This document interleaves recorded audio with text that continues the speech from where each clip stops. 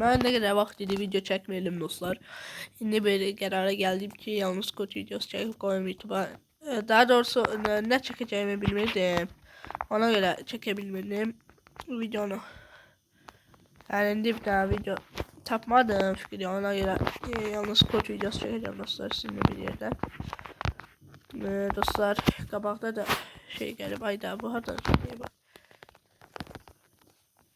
Hayda o eveydim taramak olar böyle. Geldi de arkadan.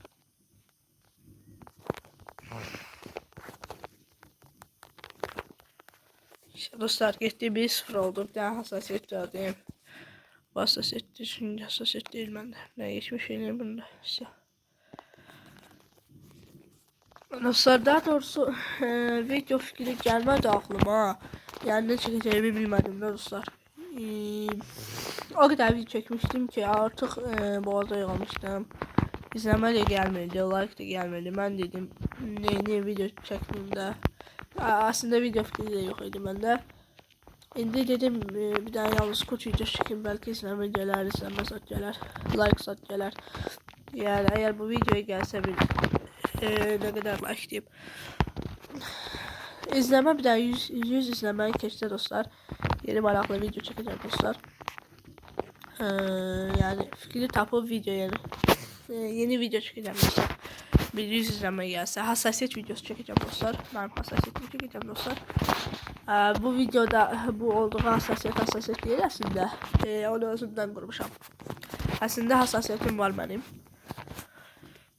Onu kurup size videoda göstereceğim dostlar. Dakika bu zaten böyle. Çok ders gitti. Daha çıksa böylesi daha vurup bir daha kafa geçir. Burada bıraktı tor. So öyle. Dostlar Free Fire o kadar oynamırdım bu aralar, daha doğrusu. Hevesim kalmamıştı artık. Değildim ki tezli sezon ne vakit geleceğim buraya, sonra oynayarım. Ama nedense yükseldim Free Fire'ı. Oynamaya başladım yeniden. Ona göre öyle oldu dostlar. Ne demiyorlar dostlar. Kanalıma abone olup destek olmayı unutmayın dostlar. Bu da neydi gaga?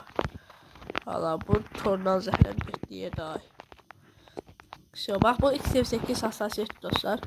Oyunun özü kurmuştu deyəsən bu hassasiyeti. Hə, elə idi deyəsən. Yaxşı dostlar, indi keçək bu hassasiyetimizə. Dostlar özüm də halım o qədər yaxşı deyil. Səsim pis çıxa bilər dostlar. Bir də kalonkaya əlim barmağım deyib belə şırıltı səs çıxa bilər. Ona göre ben üzülürsen. Bu hardan çıktı.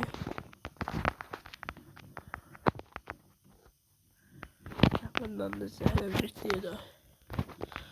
Gel çok kişi sensin. Çık da.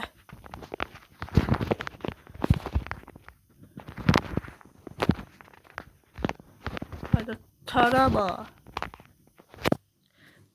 Yani bu videodan olacak dostlar. Videomuz kurtardı dostlar. Ne video koyacağımı da bilmedim.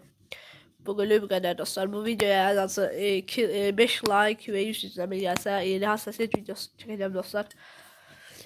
Sonra eğer 200 izleme gelse panel videosu çekeceğim dostlar. Panel Free Fire panel dostlar.